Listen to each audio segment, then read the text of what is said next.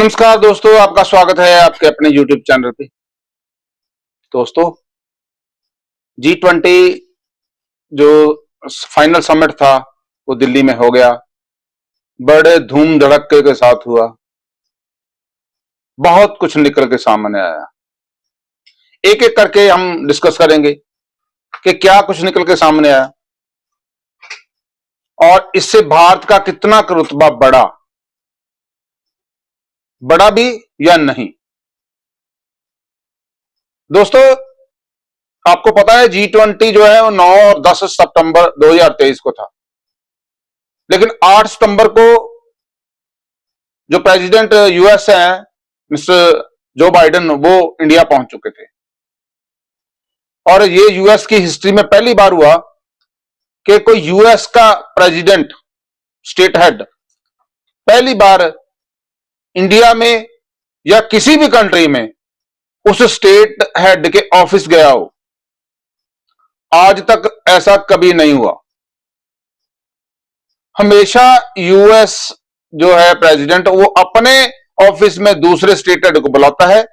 अगर किसी कंट्री में जाता भी है तो उस स्टेट हेड के ऑफिस में नहीं जाता कभी, वो हमेशा किसी कॉमन प्लेस पे मुलाकात होती है। जब पहली डिप्लोमेटिक जीत कि यूएस को इतना को झुका दिया कि वो पीएम ऑफिस में आने को मजबूर हो गया। दूसरी डिप्लोमेटिक जीत, दिल्ली जो G20 समिट का डिक्लेरेशन यूनानिमसली हो गया, बिना किसी नोट और एक्स्ट्रा पैराग्राफ के। नोट में आपको बताता हूं, अगर बहुत बार यूनानिमसली हो तो जाता है डिक्लेरेशन कॉमन, लेकिन उसके नीचे नोट शर्त के साथ लगा होता है। यह एक बहुत बड़ी डिप्लोमेटिक जीत है जिसमें भारत ने बिना किसी नोट के उसको फाइनल करा लिया। और सबसे बड़ी बात यह है, किसी ने भी जोर जबरदस्ती से साइन नहीं किए। वेस्टर्न कंट्री खुद अलग से खुश गए कि यूक्रेन का नाम 7 बार उसमें डाल दिया। रशिया अलग से खुश गया क्योंकि रशिया का नाम ही नहीं डाला। बहुत बड़ी डिप्लोमेटिक जीत।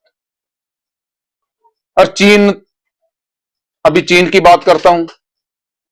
चीन को मजबूरी में साइन करने पड़े क्योंकि बाकी सब लोग तो साइन कर ही रहे थे। इसमें चीन कैसे निपट गया? सबसे ज्यादा नुकसान चीन को हुआ, लेकिन पंगा उसने खुद लिया था। श्रीनगर में G20 की मीटिंग को ना अटेंड करके, उसको डिस्प्यूटेड एरिया बता के, उसका खमियाजा यह भुगतना पड़ा। पहला कि एससीओ इंडिया ने ऑनलाइन करा दिया। दूसरा, यूनानिमस जो डिक्लेरेशन है उस पर भी साइन करा लिए। शी जिनपिंग के ना आने का इंडिया को फायदा हो गया। लोग सोच रहे थे कि इंडिया की डिप्लोमेसी फेल हो गई, शी जिनपिंग नहीं आए तो मीटिंग कैसी। फायदा यह हुआ कि जो साइन है वो कराने में आसानी होगी। तीसरा, इससे भी बड़ा जो चीन को झटका लगा, वो लगा जो इंडिया का प्लस पॉइंट हो गया कि जो साउथ अफ्रीकन यूनियन है उसको G20 का मेंबर बना दिया। अब G21 हो गया। इंडिया ने नाम ही चेंज करके रख दिया उसका। यह भी एक बहुत बड़ी डिप्लोमेटिक जीत है कि उसमें एक भी कंट्री ने ऑब्जेक्शन नहीं किया कि इनको लेना चाहिए या नहीं लेना चाहिए। इंडिया ने एक बहुत बड़ा धमाका कर दिया। जो कॉरिडोर बनाया है, जो belt and road initiative China का चल रहा है ऑलरेडी पूरी दुनिया में, उसमें बहुत सारे कंट्रीज, जो 113-14 कंट्री थे, अभी 90 कंट्री रह गए हैं, बाकी कुछ कंट्री छोड़ चुके हैं। इस मीटिंग में इटली ने भी कह दिया कि हम वापस ले लेंगे, हम उसको नहीं करेंगे। साइन करने के बाद भी वो कह रहे हैं कि हम इससे वापस निकल जाएंगे, बाहर निकल जाएंगे। और इंडिया ने एक सजेशन जो दिया, सब ने मेज थपथपा के उसका समर्थन किया। India middle east European corridor. India से जहाज, जो समुद्री जहाज है उसके रास्ते, अभी ये मैप आप देख रहे हैं, समुद्री जहाज के रास्ते से जाएगा यूएई तक, यूएई से सऊदी अरेबिया, जॉर्डन होते हुए इजराइल, वो वहां हमारे अडानी जी बैठे हुए हैं हाइफा पोर्ट पे, वहां से सीधा यूरोप की तरफ ग्रीस एंड उसके बाद इटली, फ्रांस, पूरे यूरोप में दो जगह पे समुद्री रास्ता है, इंडिया से लेके यूएई तक और हाइफा पोर्ट इजराइल से लेके ग्रीस तक। उसके बाद बाकी सारे का जितना सारा रास्ता है वो सारा ट्रेन रूट बनेगा। जिस काम के लिए, जिस प्रोडक्ट को इंडिया से वहां पहुंचाने के लिए 18 से 20 दिन लगते थे, वो मात्र 10 दिन में पहुंच जाएगा। और एक बहुत बड़ा झटका चाइना को लगा, उससे भी बड़ा झटका पाकिस्तान को लगा। पाकिस्तान इररिलेवेंट हो गया, हालांकि उसकी स्ट्रेटेजिक पोजीशन ऐसी है कि अगर पाकिस्तान इसमें इन्वॉल्व होता तो कहीं भी समुद्री रास्ते की जरूरत बहुत कम पड़नी नहीं थी, सीधे का सीधा यहां से अफगानिस्तान, अफगानिस्तान ईरान, और यहां से होते हुए आगे निकल सकते थे।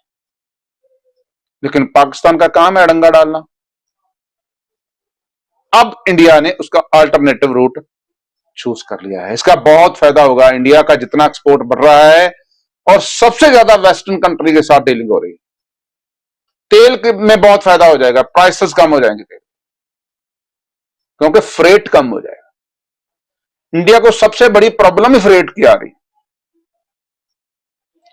ये जो मैं यूनानिमस जो डॉक्यूमेंट साइन हुआ है डेक्लेरेशन वाला, वो 39 पेज का है।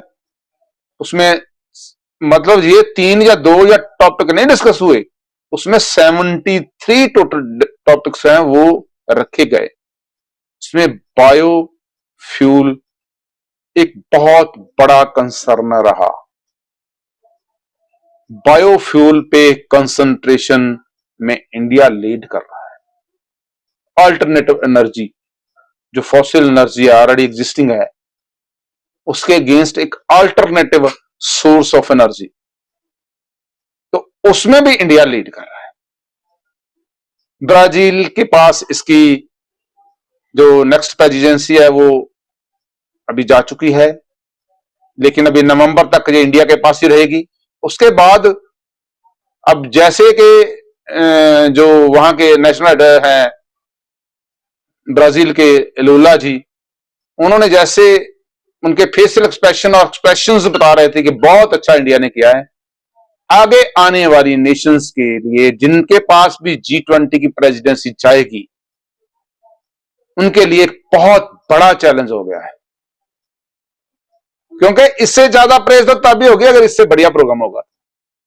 और मुझे लगता नहीं है कि कोई इनमें से इतनी कंसंट्रेशन के साथ इस ऐसे प्रोग्राम को कर सकता है। सो इंडिया की डिप्लोमेसी की धूम मची है।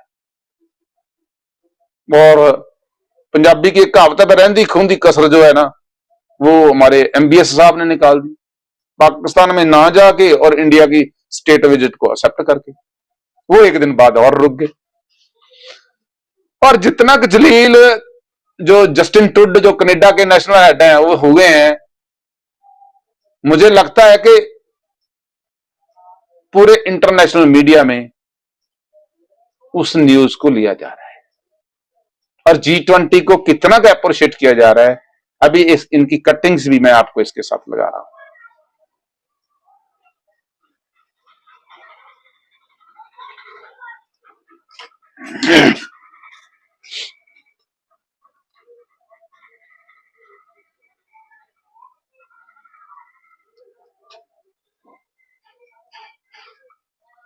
G20 को सिर्फ हमारी ऑपोजिशन के अलावा पूरी दुनिया में सराहा गया है। भारत का रुतबा बढ़ रहा है। आपको कैसा लगता है? अगर ऐसा लगता है कि वाकई बढ़ रहा है तो आप अपने कमेंट नीचे डाल के उसमें अपनी राय दे सकते हैं। बहुत जल्दी हम एक बहुत बढ़िया टॉपिक के साथ मिल रहे हैं। तब तक के लिए जय हिंद, वंदे मातरम।